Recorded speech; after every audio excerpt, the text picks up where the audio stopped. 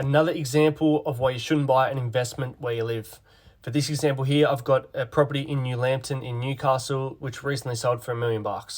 It's now up for rent for $800 a week, and it's pretty much fully renovated inside and out. As for the location of the property, it's on a main road on Lambton Road. Now, this is going to deter a lot of people from buying that property off you in the long run, and it's going to have poor resale value compared to if you bought 1, 2, 3 streets back. A few other things to consider. 10 years ago, you buy New Lambton around $500K. It's now over $1 million. It's doubled in 10 years. You want to be targeting areas earlier in their growth cycle, not at the top.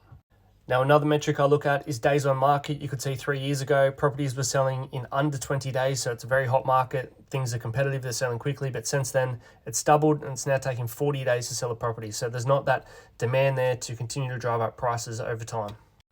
Now, the average yield in New Lambton is just over 3%, which isn't very good. As for the actual property, it is a little bit better. It sits over 4%. The annual rent is $41,600 divided by the purchase price. Times that number there by 100, you're going to get 4.16. And how that looks on paper, if you're getting just over 40 grand a year in rent and your interest only repayments is $5,000 a month, that's 60 grand a year. So all of a sudden you're out of pocket 20K, then you got to throw in your council rates, insurances, maintenance, all that sort of stuff on top. So negatively geared, 20 something thousand dollars a year plus.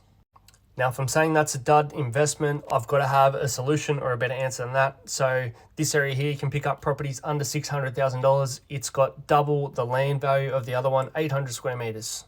More upside for the future. Now, in terms of this area in its last 10 years, it's definitely underperformed and it's only just started its growth run now. And you can see days on market 3 years ago was 40 days and now at the moment it's below 10. It's a really hot market, really competitive, and that's going to drive prices up over time. Now, a little bit more information about that suburb.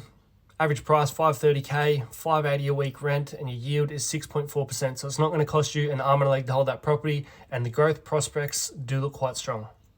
So you can go and spend $1 million, scrape into the market, buy on a main road, but you need to start with your end goal in mind. If you're going to sell that in 5 years because you need a big house, you're better off putting your money into a good growth location today, come back and buy your home in a better area with more money in 5, 10 years time, whatever your plan is.